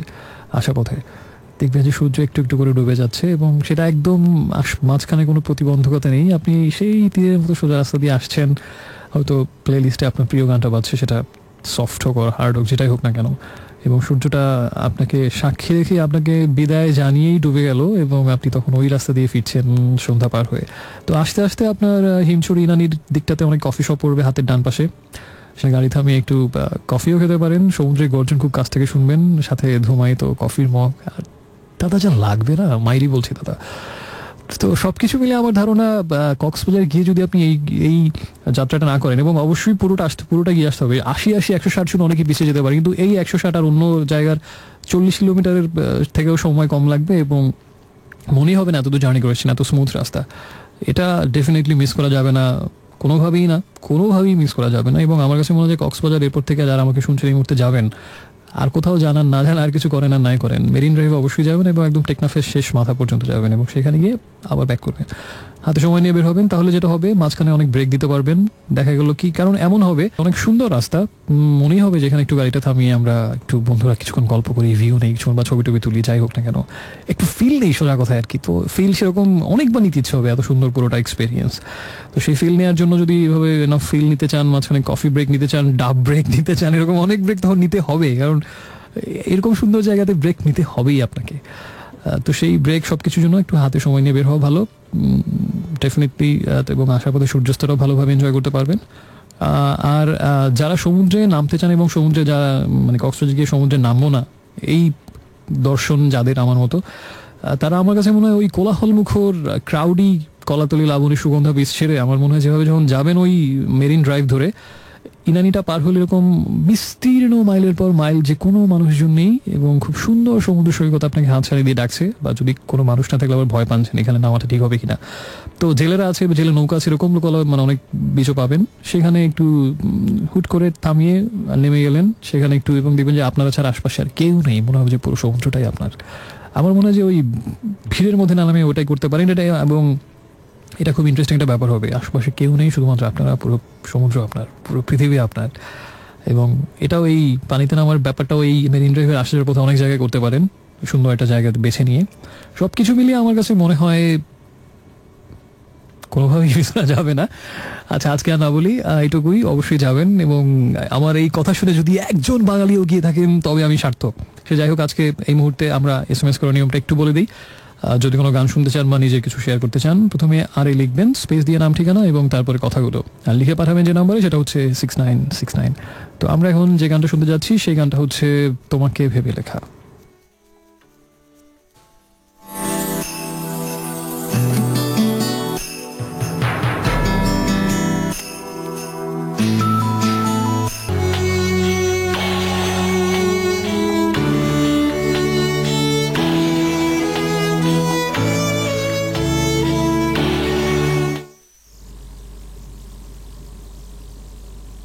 মনে পড়ে স্টেশন ভাসিয়ে বৃষ্টি, রাজপথ ধরে ক্রমাগত সাইকেল ঘন্টির মতো চলে গেছে। পথিক সাবধান, শুধু স্বেচ্ছাচারী আমি, হাওয়া আর ভিক্ষুকের ঝুলি যেতে যেতে ফিরে যায়। কুড়োতে কুড়োতে দেয় ফেলে, যেন তুমি আলস্যে এলে না কাছে, নিছক সুদূর হয়ে থাকলে নিরাত্মীয়। কিন্তু কেন কেন তা জানো না? মনে পড়বার জন্য? হবেও বা? স্বাধীনতা প্রিয় বলে কি আক্ষেপ? কিন্তু বন্দী হয়ে আমি ভালো আছি। তবু কোনো খর রৌদ্রে পাটকিলে কাকের চেরা ঠোঁটে তৃষ্ণার চেহারা দেখে কষ্ট পাই। বুঝে নিতে পারি জলের অভাবে নয়, কোনো টক লালার কান্নায় তার মর্মছেরা ডাক। কাক যেন তোমারই প্রতীক, রূপে নয় বরং স্বভাবে। মনে পড়ে যায় কোথায় বিমূঢ় হয়ে বসে আছো হাঁ করা তৃষ্ণায়। হ্যালো, শুনছেন রেডিও আমার 88.4 FM, শুনছেন আজকে। আর ড্রিমস অ্যাভিনিউ শুনছেন শুক্রবার রাতের বিশেষ আয়োজন। সময় হচ্ছে 12:44। এটা হচ্ছে শক্তি চট্টোপাধ্যায়ের একটা কবিতা, স্টেশন ভাসিয়ে বৃষ্টি। আগেও পড়েছিলাম, কিন্তু যেটা আমি বারবার বলি যে প্রিয় গান যদি একাধিকবার আমরা শুনতে পারি, প্লে করতে পারি, তবে এক কবিতা কেন একাধিকবার নয়, যেগুলো বেশি ভালো লাগে, তাই না? কথা সত্যি। তো আমরা এখন কিছু SMS পাচ্ছি। তার আগে কি গান আমরা শুনলাম? আমরা একটু আগে যে গানটা প্লে করলাম যাদের উদ্দেশ্যে, সেটা হচ্ছে এটা না, সেটা হচ্ছে তুমি মানে তোমার চলে যাওয়া। এবং খুব ইন্টারেস্টিং একটা গান, খুব ভালো একটা গান, স্বপ্নগুলো তোমার মতো। এটা আসলে সুমনের একটা সোলো গান ছিল, অনেক আগের কথা। স্বপ্নগুলো তোমার মতো নামে তার একটা অ্যালবাম বেরিয়েছিল, সোলো অ্যালবাম, 98 বা 99-এর দিকে। ওই সময়ের ওই অ্যালবামের টাইটেল নাম্বার ছিল এটা। পরবর্তীতে অনিলা এবং সুমন ডুয়েট গান হিসেবে এটা করেছিলেন, অনেক পরের কথা, সেটা 2007-এর দিকে। তো আমরা সেই গানটি শুনলাম, এবং স্বপ্নগুলো তোমার মতো। তার আগে আমরা শুনেছিলাম আরেকটা খুব খুব খুব ভালো গান, সুইট একটা গান, তোমাকে ভেবে লেখা। এবং এই দুটো সফট গানের পরে আমরা নেক্সট গান কি কোনো হার্ড কিছু আসবে কিনা, হেভি কিছু আসবে কিনা, আমি শিওর না। তো আমাকে লিখেছেন অনেক বন্ধু, তার মধ্যে একজন হচ্ছেন শ্রুতি, লিখেছেন ঝড় কিন্তু তারও ভালো লাগে। তিনিও ওই কাপড় চোপড় তাতে ভেতরে আনতে হবে, দরজা যেন আটকাতে হবে, ওই দলের না। লিখেছেন যে ঝড় শুরু হয়ে গেলে তিনিও দৌড়ে বারান্দায় চলে যান, আজকেও গিয়েছেন। আউলা বাতাসে চুল ওড়ালাম, এলোমেলো কিছু ধুলা উড়ছিল, গায়ে মাখলাম, সারে সর্বনাশ। দুটো গানের কথা মনে পড়ে যাচ্ছে। একটা হচ্ছে জেমসের চেয়ে দেখো উঠেছে নতুন সূর্য, পথে পথে রাজপথে চেয়ে দেখো রঙের খেলা, এসব চুল খুলে পথে নামি, ঘরে বসে থেকে লাভ কি বলো, দুঃখে দুঃখ করো না। চুল খুলে পথে নেমেছে, ওরকম মনে হলো, আউলা বাতাসে চুল ওড়ালাম, ওরকম একটা ব্যাপার। আরেকটা গানের কথা যেটা মনে পড়লো SMS-টা পড়ে, সেটা হচ্ছে, এটা হচ্ছে সিনেমার গান ছিল, মিড 90s-এর একটা গান, সিনেমার নামটা আমার মনে নেই, বেবি নাজরিনের গাওয়া। এলোমেলো বাতাসে উড়িয়েছি শাড়ির আঁচল, কখন যেন এঁকে দিয়েছো এই দু চোখে ভালোবাসার কাজল। সিনেমার নাম মনে নেই, নায়কটাকে গেছিল তাও মনে নেই, শুধু বেবি নাজরিনের গাওয়া এটা মনে আছে। আর এই দুটো গানের কথা মনে পড়লো শ্রুতির SMS পড়ে। ছায়া আমাকে জানিয়েছেন যে একটা সিরিয়াস কথা বলবো, আমি সিরিয়াস কথা ভয় পাই, তারপরে পড়ে ফেলি কি বলতে চেয়েছেন তিনি। আচ্ছা, এটা হচ্ছে আপু, এই প্রত্যাশা মনে হয় পূরণ হবে না, এটা আসলে তো হয় না, তাই এটা কি হয় বলেন? এটা হয় না। আনিতা SMS পাঠিয়েছেন, শ্রুতি লিখেছেন ধরে নিতে পারেন আপনি অনেক বুদ্ধিমতী, অনেক বুদ্ধি আপনার ধারণা সত্যি। পরিমল ধৈর, ইন্টারেস্টিং নাম, ময়মনসিংহ থেকে SMS পাঠিয়েছেন, নিউ ফ্রেন্ড। পরিমল ধৈর বোধহয় আপনার বংশীয় নাম, তাই না? প্রধান নামে কিন্তু এটা বংশ আছে, যে অনেকের নামের সাথে প্রধান থাকে, তারা অনেক প্রধান অপ্রধান একদমই নিজেদের মনে করে না, সম্ভবত এইভাবেই নামটা শুরু হয়েছিল। ধৈর নামটা কিভাবে এসেছে আমি ঠিক জানি না। যাই হোক, আমি বোধহয় নাম নিয়ে দুষ্টামি করা ঠিক হবে না, এতদিন চলে গেল কিন্তু এখন আসলে বিষয় বুদ্ধি কাণ্ড জ্ঞান আমার জন্মালো না। কারো নাম নিয়ে কখনোই মস্করা করা উচিত নয়, কোনো ধরনের মজা করা উচিত নয়, কারণ প্রতিটি নামের পেছনে একটি ইতিহাস থাকে, প্রত্যেকটা নামের পেছনে একটা তাৎপর্য থাকে। এক বুক চাপা কান্না, কিংবা তীব্র উচ্ছ্বাস, অথবা অনেক ব্যক্ত কথা, অথবা কুমড়ে কেঁদে ওঠা কোনো বঞ্চনার কথা, অথবা হৃদয় উজাড়কারী দুকুল প্লাবী কোনো ভালোবাসা, আবেগ উচ্ছ্বাসে ভেসে যাওয়ার কথা থাকে কোনো নামের পেছনে, সেটা নিয়ে প্রহসন কখনোই কাম্য না, হতে পারে না। তো সে যাই হোক, আমরা এখন একটু SMS করে নিয়মটা একটু মনে করে দিই। যদি কোনো কথা আপনি লিখতে চান, কোনো গান শুনতে চান, প্রথমে যে কাজটা করবেন সেটা হচ্ছে আপনার মোবাইলের মেসেজ অপশনে যাবেন, গিয়ে প্রথমে লিখবেন রেডিও আমারে শর্টেস্ট ভার্সন, যেটা হচ্ছে RA স্পেস দিয়ে আপনার নাম, ঠিকানা এবং তারপরে কথাগুলো লিখে পাঠাবেন যে নম্বরে, সেটা হচ্ছে 6969। তো আমরা এখন কি গান শুনতে পারি? আমরা এখন যে গানটা শুনতে পারি, আচ্ছা খুব ইন্টারেস্টিং একটা বিষয়, সেটা হচ্ছে যে বিষয়টা সিরিয়াস কিন্তু আমি একটু লাইটলি বলি। সেটা হচ্ছে, মনে করুন যে একটা মানুষের সাথে আপনার খুব ভালো একটা সম্পর্ক, সেটা প্রেমের সম্পর্ক হতে পারে, খুব তীব্র বন্ধুত্ব হতে পারে, বা যে কোনো ভালো সম্পর্ক হতে পারে। এমন হয় না মাঝে মাঝে যে আমাদের দেখা হলো বা কথা হলো, তারপরে কিছু একটা মানে ভেজাল হলো, ভজঘট পাকিয়ে গেল এবং আর দেখা হলোই না, জীবনে হারিয়ে ফেললো একজন আরেকজনকে। তখন বারবার মনে হয়, যদি জানতাম ওই দিনটাই শেষ কথা। না জেনেই কিন্তু ভালো হয়েছে, কারণ জানলে বিদায় দেওয়াটা খুব কষ্ট হয়ে যায়, বিদায় বলাটা তো সহজ না। না জেনে যত অবুল্লে বলতে পেরেছি, কিন্তু কেউ যদি আমরা জানি আজকেই শেষ দেখা, এই মানুষটাকে আমি আর কখনো দেখবো না, বা আমাদের সম্পর্ক সেটা যেমন সম্পর্কই থাকুক না কেন আজকেই শেষ হতে যাচ্ছে, এটা খুবই হৃদয় বিদারক হবে এবং আসলে ওইভাবে নিশ্চয়ই বিদায় দিতেও পারবেন না, বলতেও পারবেন না। তো বেশিরভাগ ক্ষেত্রে উল্টাটা হয় যে আসলে আমরা পরে আফসোস করি যে ওটাই শেষ দেখা ছিল, যদি জানতাম, রবীন্দ্রনাথের সেই গানের মতো, যদি জানতেন আমার কিসেরও ব্যথা। তো সে যাই হোক, আমরা অন্য প্রসঙ্গে না যাই। এটা যেন কোন প্রসঙ্গে আসলো, আচ্ছা এটা যে প্রসঙ্গে আসলো, তো এরকম নিশ্চয়ই বেশিরভাগ সময় আমরা টের পাই না, জানি না, বুঝি না, যেটাই শেষ দেখা বা এরপর আর কিছু হবে না, এখানেই সব কিছু শেষ হয়ে যাবে। কিন্তু উল্টোটা যদি হয়, আমরা যদি জানি যে বা আরেকটা মানুষ জানে না, শুধু আপনি জানেন, তখন আপনার মনের অনুভূতিটা আসলে কিভাবে, কেমন হবে, কি অনুভূতি কাজ করবে। ঠিক এই গানে নিশ্চয়ই এটাই বলা হয়েছে, like I am gonna lose you. মনে মনে যদি এমন ভাবেন আমি তোমাকে হারাতে যাচ্ছি, তুমি জানো না বাট আমি জানি, this is the last time we are meeting on the last time we are seeing each other. So এই গানটা হচ্ছে জন লেজেন্ডের একটা গান, like I am gonna lose you. Enjoy the song, একটু পরে ফিরছি, সাথে থাকুন। Every broken heart knows we were walking.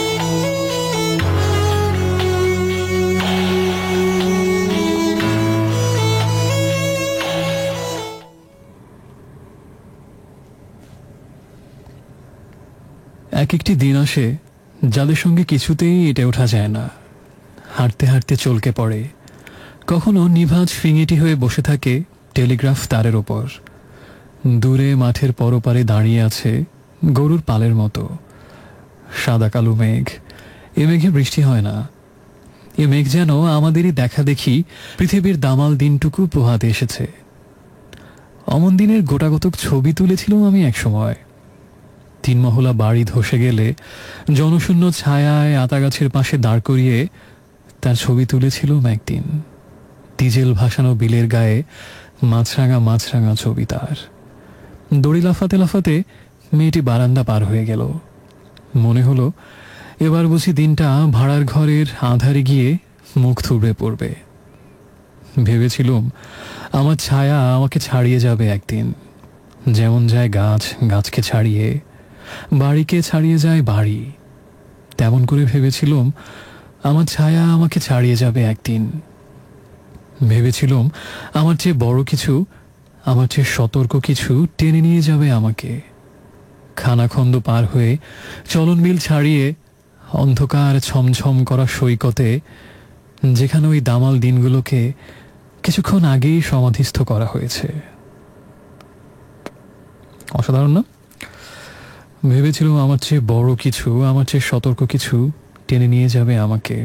খানাখন্দ পার হয়ে চলন বিল ছাড়িয়ে অন্ধকার ছমছম করা সৈকতে কোনো, যেখানে ওই দামাল দিনগুলোকে কিছুক্ষণ আগেই সমাধিস্থ করা হয়েছে। এটা হচ্ছে শক্তি চট্টোপাধ্যায়ের আরেকটা কবিতা, এটার নাম হচ্ছে এক একটা দিন আসে। আর এই মুহূর্তে শুনছেন ইরাজকে, আর শুনছেন ড্রিমস অ্যাভিনিউ, রেডিও আমার 88.4 FM এ। সময় হচ্ছে এখন 1:01 কাটায় এবং 59 মিনিট আমাদের হাতে আছে। তো একটু আগে আমরা শুনছিলাম যে গানটা, সেটা হচ্ছে মাইলসের একটা গান, প্রিয়তমা মেঘ। এবং প্রিয়তমা মেঘের আগে আমরা যে গানটা শুনলাম সেটা হচ্ছে জন লেজেন্ড ফিচারিং মেগান Trainor, like I am gonna lose you. অনেক বন্ধু SMS পাঠিয়েছেন, তার মধ্যে ওনার SMS-টা সবার পরে পড়বো। শ্রুতি লিখেছেন যে তুমি যে বললে আজকে কোনো কবিতা পড়বে না, এ ব্যাপারে তুমি একদম অটল অবিচল, খুব তো ভালো প্রমিস রাখতে পারো দেখা যায়। এটা আমার একটা অনেক পুরনো একটা প্রবলেম, সেটা হচ্ছে আমি প্রমিস রাখতে পারি না। এই বললাম, দেখবেন 2 মিনিট পরে সেটা চেঞ্জ হয়ে গেছে। এটা আমি স্বীকার করি, নির্দ্বিধায় স্বীকার করি। আমি এটা নিয়ে কাজ করছি, অনেকদিন ধরেই কাজ করছি এটা ইমপ্রুভ করার জন্য, এবং কিছুটা ইমপ্রুভ হয়েছে আর কি। এখন একটু সময় লাগে প্রমিসটা ব্রেক করতে, আগে সাথে সাথেই করে ফেলতাম। আমি আশাবাদী একটা সময়টা ঠিক হয়ে যাবে। আমি এখনো শিখছি আসলে, তো আমি আশাবাদী একটা সময় আমি ওভারকাম করতে পারবো। দোয়া রাখবেন। হ্যাঁ, একটা SMS পাঠিয়েছিলেন জয়নাল আবেদিন সুমন এবং পরিমল ধৈর, যাকে নিয়ে আমি অনেক কথা বললাম। তো উনি কিছুটা না অনেকটা দুঃখ পেয়েছেন আমার আচরণে এবং উনি আমাকে লিখেছেন আরেকবার SMS করে যে আপনি কি আমার নামটাকে তিরস্কার করলেন? দেখুন, আমি সরকারি জব করি। আমি আসলেই লজ্জিত, প্রচন্ড বিব্রত, আমি শোকাহত, ক্ষুব্ধ, আমি যার পর নাই আত্মধিকৃত, আত্মতিরস্কৃত, এবং আমি কি বলা যায়, আমি মরমে মরে যাচ্ছি এবং শরমে শর্মিন্দা হচ্ছি। আমি সত্যি এক ভয়াবহ শোকাবহ আবহ কাজ করছে।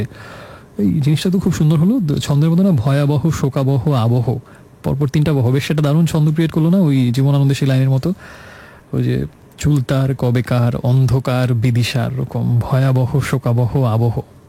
বাহ, আমি নিজেই মুগ্ধ আমার নিজের ইয়েতে। তাই হোক, ঝড়ে বকমূল্য। তো বেশ ভালো লেগেছে। সেই ভয়াবহ শোকাবহ আবহে আমি এই মুহূর্তে আবহিত। আমাকে আর লজ্জা দেবেন না ভাইয়া পরিমল ধৈর।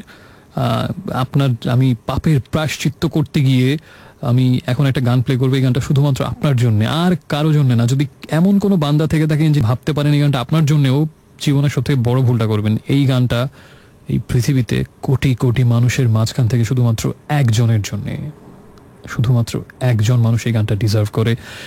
এই গানটা হয়তো তার জন্য বানানো হয়নি, এই গানটা হয়তো আপামর জনসাধারণের জন্য বানানো হয়েছে, কিন্তু এই মুহূর্তে 26শে মে গত হয়ে 27 মে দিবাগত রাত 1:03 রেডিও আমার 88.4 FM এর হট সিট থেকে আর জি রাজ যে কথাটি বলতে চায় সেটি হচ্ছে, এই মুহূর্তে এই গানটা আমি প্লে করবো এই পৃথিবীতে শুধুমাত্র একটা মানুষের জন্য, আর কারো জন্য না। It's one and only, naan other than Parimal ধৈর। এই গানের সবটুকু, প্রথম লাইন থেকে শেষ লাইন পর্যন্ত সবটুকু তার জন্য। এখানে কেউ ভাগ বসাতে পারবে না, কোনো ভাগ হবে না। হৃদয়কে ভাগ করা যায় না, একটা গান শুনেছিলাম অনেকদিন আগে এরকম। এই গান নিয়ে কোনো কথা হবে না, শুধু আওয়াজ হবে, একদমই ভাগ করা যাবে না। তো আমরা সেই গানটা শুনছি। তবে যাই হোক, গানটা কিন্তু অসাধারণ। এবং আমি একটু সিরিয়াস মুডে যদি বলি, এটা আমি অনেকবার বলেছি যে আমার কাছে মনে হয় যে বাংলা ভাষার অন্যতম শ্রেষ্ঠ গান এটা। অসাধারণ একটা গান, এক গভীর এক চেতনা এবং একটা অন্যরকম অনুভূতি কাজ করবে অবশ্যই, যতটুকু আমরা বুঝি আর না বুঝি কেন, যাই হোক না কেন, গানটা অসাধারণ। এবং আমি আবারও দ্যাথুইন কণ্ঠে বলতে চাই, আমার জীবনে শোনা অন্যতম শ্রেষ্ঠ গান, অন্যতম প্রিয় গান, এবং বাংলা ভাষারই আমার কাছে মনে হয় যে অন্যতম শ্রেষ্ঠ গান এটা। লালনকে নিয়ে আর কিছুই আসলে বলার ধৃষ্টতা আমার নেই। তো এই গানটা আমরা এখন শুনবো। আর SMS করে নিয়মটা একটু মনে করিয়ে দিই, যদি কেউ কোনো কিছু লিখতে চান, কোনো গান শুনতে চান, কাউকে কোনো কিছু ডেডিকেট করতে চান, প্রথমে লিখবেন রেডিও আমার শর্টেস্ট ভার্সন, যেটা হচ্ছে RA স্পেস দিয়ে নাম ঠিকানা এবং তারপরে কথাগুলো লিখে পাঠাবেন যে নাম্বারটিতে, সেটা হচ্ছে 6969। তো আমরা শুনে ফেলছি পরিমল ধৈর এই বন্ধুর জন্য এই গানটি। জয় হোক পরিমল ধৈরের। সাথে থাকুন, একটু পরে ফিরছি। FM 88.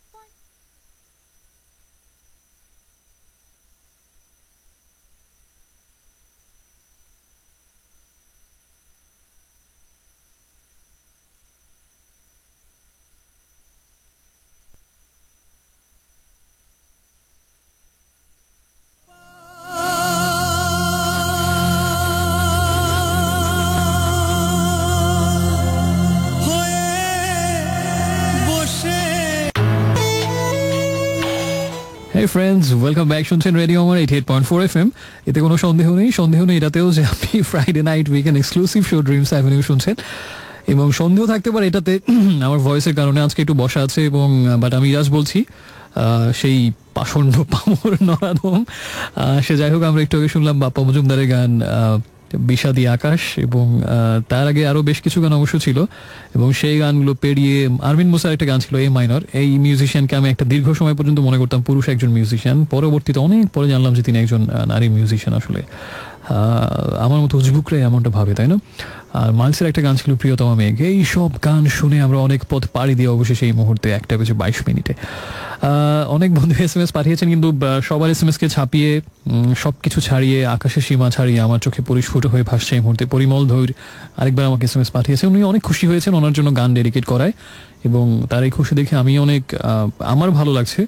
আসলে কারোর জন্য কিছু করে, সেটা যত তুচ্ছই হোক না কেন, সেটা যত মামুলি হোক না কেন, হতে পারে পৃথিবীর আর কারো কাছে তার কোনো কানাকড়ি এক নস্যি মাত্র দাম নেই, কিন্তু যে মানুষটার জন্য করলাম, যে মানুষটাকে ভালোবেসে কিছু উপহার দিলাম, হৃদয়ের সবটুকু অর্ঘ্য মেলে এবং কি বলা যায় আসলে অঞ্জলি উজাড় করে হৃদয়ের আবেগে ভাসিয়ে প্রতিভাত করে দিলাম, যতটুকু অনুভব আছে ভেতরে সবটুকু তার, যদি সেই মানুষটার কাছে পৌঁছায়, পৃথিবীর আর কেউ বুঝুক আর না বুঝুক, সেই মানুষটা যদি বোঝে, তখন একটা উদ্ভাসিত আনন্দে বাংময় হয় সত্তা, মানে সবটুকু অস্তিত্ব চেতনা, এবং তখনই বোধহয় মর্মমূলে আন্দোলিত হয় হিয়া এবং তুমি কোথায় গো প্রিয়া, এমন একটা অনুভূতি কাজ করে। তো সেটা ঠিক আমার এই মুহূর্তে হচ্ছে, যদিও সেটা পরিমল ধৈর্যের জন্য। ভাই অনেক খুশি হয়েছেন তার জন্য একটা গান প্লে করাতে, আমি অপার হয়ে বসে আছি। এই গানটা প্লে করেছিলাম, লালন শাহের গান, অসাধারণ একটা গান। যে ভার্সনটা আমরা শুনলাম এটা হচ্ছে সন্দীপনে গাওয়া, বাপ্পার কম্পোজিশনে। তো এই মুহূর্তে আর অনেকে SMS পাঠিয়েছিলেন, তবে পরিমল ধৈর আমাকে থ্যাংক ইউ বলার পরে এটা ইংলিশে লিখেছেন বুঝতে পারছি, এরপরে বাংলা কিছু কথা লিখেছেন, ওটা আমি উদ্ধার করতে পারছি না। বর্ধা আমি তহল ডাউট করে তাই সোজা মেস দিলাম, এর অর্থটা আমি ঠিক বুঝতে পারছি না। যাই হোক, নিশ্চয়ই ভালো কিছু লিখেছেন। এর অর্থ এটা হতে পারে যে অনেক অনেক ধন্যবাদ, ভালোবাসা রইল, নিশ্চয়ই এরকম কিছু মিনিং হবে, উনি এর বাইরে অন্য কিছু লিখতেই পারেন না। তো ভাইয়া আপনাকে আমার খুবই ভালো লেগেছে, আবার SMS করবেন নেক্সট প্রত্যেকটা এপিসোডে। পরিমল ধৈরের SMS চাই আমি, এবং এটা আমার একটা প্রত্যাশা জানিয়ে দিলাম। আচ্ছা, অনেক আজে বাজে কথা অনেক হয়েছে, আমরা এবার একটু সিরিয়াস কথা বলি। সিরিয়াস কথা হচ্ছে এই যে এখন একটা কবিতা পড়বো, তার আগে SMS করার নিয়মটা মনে করে দিই। যদি কোনো গান শুনতে ইচ্ছে হয়, যদি কোনো নিজের কথা শেয়ার করতে ইচ্ছে হয়, কাউকে কিছু ডেডিকেট করতে ইচ্ছে হয়, এবং এই ধরনের উজবুকের মতো বকওয়াজ করার জন্য আমাকে যদি বকাঝকা করতে ইচ্ছে হয়, অবশ্যই করবেন। প্রথমে লিখবেন আপনার রেডিও আমার শর্টেস্ট ভার্সন, যেটা RA স্পেস দিয়ে নাম ঠিকানা, এবং তারপরে কথাগুলো লিখে পাঠাবেন, যে নাম্বারে হচ্ছে 6969। আর যে কবিতাটা পড়বে এটা হচ্ছে জীবনানন্দ দাশের একটা কবিতা। তো ওনার অনেক কবিতায় আমি অনেক কালে পড়েছি, এবং তার মধ্যে যদি আমি আবৃত্তির ক্যাটাগরি করি, 3 রকম আবৃত্তি করেছি আমি এখন পর্যন্ত জীবনানন্দ দাশের। একটা হচ্ছে বেশি বাজে আবৃত্তি, একটা হচ্ছে মাঝারি গোছের বাজে আবৃত্তি, একটা হচ্ছে কম বাজে আবৃত্তি। এই 3 ধাঁচের আমি আবৃত্তি করেছি এখন পর্যন্ত, যদি খুব সূক্ষ্মভাবে আমি অ্যানালাইসিস করতে যাই। তো আজকেরটা কোন ক্যাটাগরিতে পড়বে আমি জানি না, এবং ইনফ্যাক্ট এটা আমি কখনো পড়িনি কবিতাটা, কারণ যারা জীবনানন্দ বোদ্ধা এবং যারা বিশেষজ্ঞ এবং যারা কবিতা ভালো বোঝেন, আনলাইক মি, তাদের অনেকের মতে এটা জীবনানন্দ দাশের অন্যতম শ্রেষ্ঠ কবিতা, এবং অন্যতম প্রধান, মানে যেসব কবিতাগুলো অনেক বেশি গভীরতা, অনেক অতলে প্রবেশ করেও ডুবুরির মতো অনেক সাত দিকে কুলকিনারা হাতড়েও দিক করা যায় না, দিশা পাওয়া যায় না, এমন একটা কবিতা যেটার অনেক অর্থ, অনেক ব্যঞ্জনা, অনেক রূপক, অনেক মানে মিথ বলি, অ্যালিগরি বলে অনেক কিছুই আসলে এই কবিতার ভেতরে আছে, যেটা নিয়ে কয়েক রাত পার করে দেওয়া যায় কথা বলে, যে কি লিখলেন দাদা এটা জীবনানন্দ দাশ, সেই কবে থেকে পড়ছি, কিন্তু এখনো মাথার মধ্যে ঘুরছে, তো দাদা ঘুরছেই। তো এরকম অনেক অ্যানালাইসিস সম্ভব হয়েছে এটা নিয়ে, এবং এই কবিতা থেকে ইন্সপায়ার্ড হয়ে কলকাতার একটা ব্যান্ড মোহিনের ঘোড়াগুলি, ওই নামটা আসলে এই কবিতা থেকে নেয়া। কবিতাটার নাম হচ্ছে ঘোড়া, আমি কখনো পড়ার সাহস পাইনি। তো মাঝে মাঝে পৃথিবী থেকে উজবুক লোকদের সাহস মাঝে মাঝে বেশি হয়ে যায়, কারণ তারা কিছু বোঝে না বলেই সাহসী হয়। তো সে যাই হোক, আমি কবিতাটা পড়ছি আজকে for the first time maybe. ঘোড়া হচ্ছে কবিতাটার নাম। এরপরে আমরা একটা গানে চলে যাব। গানটা হচ্ছে জেমসের একটা গান, আশা করছি যে গানটা ভালো লাগবে। আমরা যাইনি মরে আজও, তবু কেবলই দৃশ্যের জন্ম হয়। মোহিনীর ঘোড়াগুলো ঘাস খায় কার্তিকের জ্যোৎস্নার প্রান্তরে। প্রস্তর যুগের সব ঘোড়া যেন এখনো ঘাসের লোভে চড়ে পৃথিবীর কিমাকার ডাইনামোর পরে। আস্তাবলের ঘ্রাণ ভেসে আসে এক ভিড় রাত্রির হাওয়ায়। বিষণ্ণ খড়ের শব্দ ঝরে পড়ে ইস্পাতের কলে। চায়ের পেয়ালা কটা বেড়াল ছানার মতো ঘুমে ঘেউ কুকুরের অস্পষ্ট কবলে। হিম হয়ে নড়ে গেল পাশের পাইস রেস্তোরাঁতে। প্যারাফিন লণ্ঠন নিভে গেল গোল আস্তাবলে সময়ের প্রশান্তি ছুঁয়ে। এইসব নিয়লিত স্তব্ধতার জ্যোৎস্নাকে ছুঁয়ে। এইসব নিয়লিত স্তব্ধতার জ্যোৎস্নাকে ছুঁয়ে।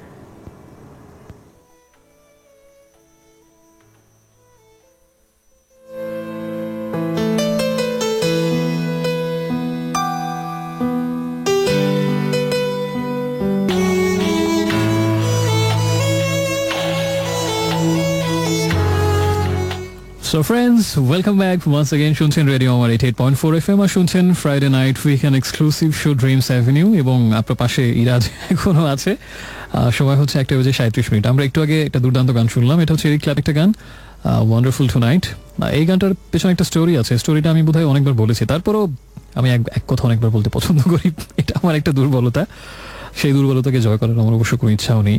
স্টোরিটা হচ্ছে এরকম, আচ্ছা এটা একটা যুক্তি আছে এক কথা অনেকবার বলা, নিশ্চয়ই আমি এর আগে যখন শোতে বলেছিলাম অনেকেই শুনেছিলেন, তাদের কেউ কেউ আজকেও হয়তো শুনছেন, কিন্তু এমন অনেকেই হয়তো আছেন যারা তখন শোনেননি, তাই না? হতেই পারে। তো তারা কি দোষ করেছে? তাদেরও জানার অধিকার আছে, কারণ জানার অধিকার একটি জন্মগত অধিকার। তো যেটা বলতে যাচ্ছিলাম সেটা হচ্ছে যে এরিক ক্ল্যাপটন আমার খুবই প্রিয় একজন মিউজিশিয়ান। তো এই গানটা যখন তিনি কম্পোজ করেন ওই সময় তার প্রেমিকা, তার নামটা আমার মনে নেই, একজন মহিয়সী নারী আর কি, অবশ্যই মহিয়সী নারী, কারণ পৃথিবীর জগতের অতি বিখ্যাত দুই জগৎ বিখ্যাত মিউজিশিয়ান তার বয়ফ্রেন্ড ছিলেন। এর বেশি আর কি লাগে মহিয়সী নারী হওয়ার জন্য? তার একজন হচ্ছেন এরিক ক্ল্যাপটন আর একজন হচ্ছেন, চিন্তা করে গেস করুন তো কে হতে পারে? জর্জ হ্যারিসন, বিটলসের জর্জ হ্যারিসন এবং এরিক ক্ল্যাপটন, এই দুজন যার বয়ফ্রেন্ড ছিল, বা তিনি মহিয়সী হবেন না তো কে হবে, তাই না? তো সেই মহিয়সী নারী যখন, এবং ঘটনাটা খুব ইন্টারেস্টিং, জর্জ হ্যারিসন এবং এরিক ক্ল্যাপটন খুব ভালো বন্ধু ছিলেন, খুবই ভালো বন্ধু। এবং তিনি যখন জর্জ হ্যারিসনের প্রেমিকা, ওই সময় তারা তিনজন একসাথে ঘুরতেন, মিউজিক নিয়ে আড্ডা দিতেন, গান গাইতেন একসাথে, গানের আসর হতো, একসাথে হ্যাং আউট করতেন। তারা হয়তো হ্যাং আউট বলতেন না, এই যুগের ভাষায় হ্যাং আউট করতেন একসাথে আর কি। তো এভাবে করতে করতে একটা সময়ে হ্যাং আউট করতে করতে হ্যাং হয়ে গেলেন সেই মহিয়সী নারী। জর্জ হ্যারিসনের দিক থেকে এই ক্ল্যাপটনের দিকে হ্যাং হয়ে গেল, এবং সেই দুঃখে জর্জ হ্যারিসনও হ্যাং হয়ে গেলেন, মানে কম্পিউটার হ্যাং হয়ে যাওয়ার মতো। তো বিষয়টা হচ্ছে এটা নিয়ে দুই বন্ধুর একটু মনোমালিন্য হয়েছিল, হওয়াটাই কথা, তাই না? নিশ্চয়ই এটাকে আরেক বন্ধু হেসে কংগ্রেচুলেট করবেন এমনটা ভাবাটা বাড়াবাড়ি। তো এই মহিয়সী নারী যখন Eric ক্ল্যাপটনের girlfriend George Harrison hang হয়ে যাওয়ার পরে, ওই সময় তার একটা প্রোগ্রাম ছিল, একদিন একটা পার্টিতে যাওয়ার কথা, একদিন রাতের বেলা। তো ওই সময়টাতে খুব সময় নিয়ে সুন্দর করে সাজছিলেন সেই মহিয়সী নারী, এবং মুগ্ধ হয়ে দেখছেন পেছন থেকে এরিক ক্ল্যাপটন। তারপরে তারা পার্টিতে গেলেন, পার্টিতে সবাই, ওই দিন তাকে অসাধারণ লাগছিল এবং সবাই ঘুরে ঘুরে তাকে দেখছিল, এবং পার্টি আলো করে রেখেছিলেন সেই দিন সেই মহিয়সী নারী। মহিয়সী নারী করছে, নামটা মনে থাকলে ভালো হতো। তো পার্টির মধ্যে এবার মাথা ব্যথা শুরু হলো তীব্র এরিক ক্ল্যাপটনের, এবং তাই একটু তাড়াতাড়ি পার্টি থেকে তিনি চলে আসেন, এবং আসার পথে কিন্তু তিনি আর গাড়ি চালাননি, সেই মহিয়সী নারী তাকে ড্রাইভ করে বাসায় নিয়ে এলো, এবং একদম সুন্দর করে তাকে তার ঘরে নিয়ে বাতি নিভিয়ে একদম মাথায় হাত বুলিয়ে ঘুম পাড়িয়ে দিল। এভাবেই ওই দিনটা সমাপ্তি হয়। পরবর্তীতে এই দিনের এই ঘটনাগুলোকে নিয়ে কি ওয়ান্ডারফুল একটা গান, ওয়ান্ডারফুল টুনাইটের মতো আমাদেরও বলতে ইচ্ছে হয়, মানে বলে ওয়ান্ডারফুল সং। এটা হচ্ছে এই গানের পেছনে ঘটনা। আর খুবই খুবই খুবই খুবই নাইস একটা গান, তাই না? ওয়ান্ডারফুল টুনাইট, এরিক ক্ল্যাপটনের একটা গান। আর তার আগে ছিল হতেও পারে, এই দেখাই শেষ দেখা, জেমসের এই গানটা। এবং জেসি জেনি জানিয়েছেন যে দৃষ্টি যাতে অবসন্ন, সেই জল ভেদ করে তোমাতেই গন্তব্য আমার। এই দুজন কিন্তু খুব ভালো কবিতা লিখছে, ভালো কাব্য প্র্যাকটিস করছে, খুবই ভালো, খুবই মানে প্রমিজিং। দৃষ্টি যাতে অবসন্ন, সেই জল ভেদ করে তোমাতেই গন্তব্য আমার। অল্প কথায় অনেক গভীর ভাব। আচ্ছা, শাহরিন আমাকে যেটা লিখেছেন, এবং শাহরিনের পরে আরেকজন আছেন শ্রুতি, দুজনেই আমাকে লিখেছেন যে আমি কথায় কথায় কেন পাষণ্ড, পামর, নরাধম এই কথাগুলো বলি, কেন আমি নিজেকে এটা বলি। একটা হচ্ছে এটা এক প্রশ্ন, আর দ্বিতীয় প্রশ্ন হচ্ছে যে পামর শব্দের অর্থ কি, এটা জানতে চেয়েছেন শাহরিন। আচ্ছা হ্যাঁ, এটা একটা খুবই তাৎপর্যপূর্ণ প্রশ্ন, এবং আমি আসলে কথায় কথায় অসংখ্যবার তিনটা শব্দ ব্যবহার করি, পাষণ্ড, পামর, নরাধম। তো প্রশ্ন আসতে পারে যে এই তিনটা শব্দ কেন আমি এতবার ব্যবহার করি। আজকে একটু ঘটনাটা বলিনি, পেছনের ঘটনা। এটা হচ্ছে বিষাদ সিন্ধু, কারা কারা পড়েছেন আমি জানি না। বিষাদ সিন্ধু আমি খুব অল্প বয়সে পড়েছিলাম, ক্লাস 6-এ সম্ভবত, এবং আমাকে গভীরভাবে ছুঁয়ে গিয়েছিল, ভয়াবহভাবে, এবং একেবারে মানে মাদকতার মতো করে। আমি এমনও আছে যে স্কুলের পড়া বাদ দিয়ে, সবকিছু বাদ দিয়ে স্কুল থেকে ফিরে বিষাদ সিন্ধু পড়ছি। অসাধারণ একটা নেশার মতো ছিল ওই সময়টাতে। তো সেই বিষাদ পড়ে থাকেন, জানবেন যে সেখানে অনেকগুলো যুদ্ধের বর্ণনা আছে, এবং মীর মোশাররফ হোসেন দুর্দান্ত লিখেছেন, নিঃসন্দেহে অসাধারণ লেখনী, কোনো তুলনা নেই। একটা বইয়ের জন্যই আমার মনে হয় যে চিরকাল বাংলা সাহিত্যে তিনি আসীন হয়ে থাকবেন, মীর মোশাররফ হোসেন, বিষাদ সিন্ধুর জন্য। এবং এটা অনেকেই জানেন না, আমিও একটা সময় বিশাল সময় পর্যন্ত জানতাম না, যে আমি মনে করতাম এটা একটা উপন্যাস, কিন্তু এটা আসলে মহাকাব্য। শুনে হয়তো অবাক হতে পারেন যে গদ্যে লেখা জিনিস মহাকাব্য কি হবে। হ্যাঁ, গদ্য কবিতা যেমন হয় তেমনি এটা হচ্ছে, এবং বাংলা সাহিত্যের একমাত্র গদ্যে লেখা মহাকাব্য হচ্ছে এটা, বিষাদ সিন্ধু। খুব ইন্টারেস্টিং একটা তথ্য, এবং অসাধারণ একটা বই, অবশ্যই পড়া উচিত। চমৎকার ভাষা, সুনিপুণ লেখা, মানে লেখার শৈলী অসাধারণ, কোনো তুলনা হয় না। এবং সেই যুদ্ধের বর্ণনা সেইভাবে আছে, এবং আমি তো সেই ছোটবেলায় গায়ে পছন্দ এত রোমহর্ষক, মানে সেরকম একটা। তো ওই যুদ্ধগুলোতে এক বীর আরেক বীরকে উদ্দেশ্য করে অনেক মানে হুঙ্কার তো অনেক যেহেতু আর কি মানে অনেক ভাবসাবের কথাবার্তা বলতো, এবং অবশ্যই ক্লাসিক্যাল ভাষায় এরকম। তো তার মধ্যে এই তিনটা টার্ম খুব অনেকবার ইউজ করা হয়েছে বইটাতে, যে এক বীর ঘোড়ার পিঠে চড়ে তলোয়ার হাতে নিয়ে আরেক ওই অপোনেন্টের সেনাপতি বলছে, আবার সেও আবার তাকে উদ্দেশ্য করে বলছে অনেক কিছুই বলছে, যে আজকে এই হবে সবে, তো রক্তগঙ্গা বইবে। তো তার আগে যে সম্বোধনগুলো সিংগুলো দিয়ে হতো, সেটা এই তিনটা খুব কমন ছিল, পাষণ্ড, পুণ্ড, পামর, নরহম, এই তিনটা থাকতোই আর কি। তো আমার হৃদয়ে গভীর দাগ কেটে গিয়েছিল সেই ছোটবেলায় তিনটা শব্দ, এখনো সেটা যায়নি। নরাধম, পাষণ্ড, পামর, এটা হচ্ছে এটার হিস্ট্রি, আজকে জানিয়ে দিলাম। আর যাই হোক, মিস করতে পারেন কোনো শুনতে চাইলে অথবা নিজের কোনো শেয়ার করতে চাইলে, প্রথম লিখবেন রেডিও আমার শর্টেস্ট ভার্সন, যেটা হচ্ছে আর স্পেস দিয়ে নাম ঠিকানা এবং তারপরে কতগুলো লিখে পাঠাবেন, যাবে সেটা হচ্ছে 6969। তো পাষণ্ড, পামর, পরধমের পরে আমরা এখন যেটা শুনতে যাচ্ছি, এই গানটা নিয়েও কিন্তু দুটি কথা নামই না, অধর্ম হয়ে যাবে। এবং কারণ এই কথাটা আমি আগে বলেছি একবার কোন একটা শোতে, যে যারা শুননি তারা কি দোষ করেছে, তাই না? এই গানটা আমি প্রথম শুনি 2000 সালের মে মাসে, ঠিক এখনো মে মাস, সেই অর্থে 17 বছর আগে, এবং কৃষ্ণার সময়টা মানিক বিনুতে আমরা 6 জন বন্ধু হেঁটে যাচ্ছিলাম, এরকম মে মাসে কোনো একটা বিকেলবেলায় বৃষ্টি হয়েছিল, ঠিক আজকের মতোই বৃষ্টি হয়ে গেছে, এবং তখনও রাস্তায় জল জমছে, মেঘলা মেঘলা আকাশ, ঠান্ডা হাওয়া, দারুণ ওয়েদার আর কি। তো এবং আমরা ব্যাপক একটা ভাবের সহিত আমরা হেঁটে যাচ্ছি 5-6 জন, এবং গান গাইছি, এবং অন্যরকম একটা অনুভূতি কাজ করছে। মাঝে মাঝে হুশ হাস করে রিক্সা চলে যাচ্ছে, তখন এখন অনেক মেয়েদের রিক্সা চলাচল অনেক রেস্ট্রিকশন, তখন ছিল না। তো সেখানে কোনো চিত্তহরণকারী তরুণী যদি থাকে, আমি কিছুক্ষণের জন্য উদাস, গানও বন্ধ, আবার শুরু করছি, এভাবে একটা বিকেল ছিল। তো তখন বন্ধু এই গানটা গাইলো, আমি তাকে এই গানটা শুনিনি, তো খুব ভালো লাগলো, গানের কথা, সুন্দর সুর, সবকিছু একটু অন্যরকম, বেশ হৃদয় ছিল। কিন্তু আমি জানি না এটা কার গান, ওকে জিজ্ঞেসও করতে পারছি না, কারণ একটা ভেতর একটা ধারণা ছিল, আমি অনেক গান শুনেছি, গান শুনলেই বলতে পারবো এটা গান, কিন্তু মনে মনে বললাম জিজ্ঞেস তো ছোট হয়ে যাবে, এটা কার গান আমি জানি, যদি বলে কোথায় আছিস তুই, এই গান শুনিসনি এখনো, শেষ পর্যন্ত লজ্জা জিজ্ঞেসও করা হয়নি, কিন্তু প্রায় মনে হতো হ্যাঁ গানটা কার, এরকম একেবারে ভিন্ন একটা হৃদয় ছুঁয়ে যে একটা ব্যাপার ছিল, গানটা কার। পরবর্তীতে জানলাম গানটা কার বা কাহার বা কোন অ্যালবামে ছিল। অসাধারণ গান, অসংখ্যবার আপনিও শুনেছেন, এমন কোনো এলিয়ান গান না, দুর্দান্ত একটা গান। এবং অভিমানের গান যদি বলি, বা একদম দূরে থাকার গান, আড়ালে থাকার গান, নিজের কষ্টগুলো নিজের কাছেই রাখার গান, নিজের কাছেই লুকিয়ে, কখনো বলবো না, কাউকে জানাবো না, কষ্টগুলো নিজের কাছেই থাক, দূরেই থাকি, অভিমানে থাকি, আড়ালে থাকি, এইরকম অনুভূতির কোন গানগুলো শুনলে বেশি মনে পড়ে? হয়তো অনেক গানের নামই শোনাবেন, অনেক গানের নামই হয়তো আপনি বলবেন, কিন্তু এটা বোধহয় সবচেয়ে তীব্রতম। জানি না আপনি একমত হবেন কিনা। যাই হোক, আর কথা কেন, তাই না? গান নিজেই থাকতে তাহলে এত আর পরিচয় দিলাম কি, গানটাই শুনুন, একটু পরে ফিরছি, সাথে থাকুন। SMS যদি করতে হয় করবেন, প্রথমে আর লিখে স্পেস দিয়ে নাম ঠিকানা এবং তারপরে কথাগুলো, আর পাঠাবেন যে নম্বরে সেটা হচ্ছে 6969।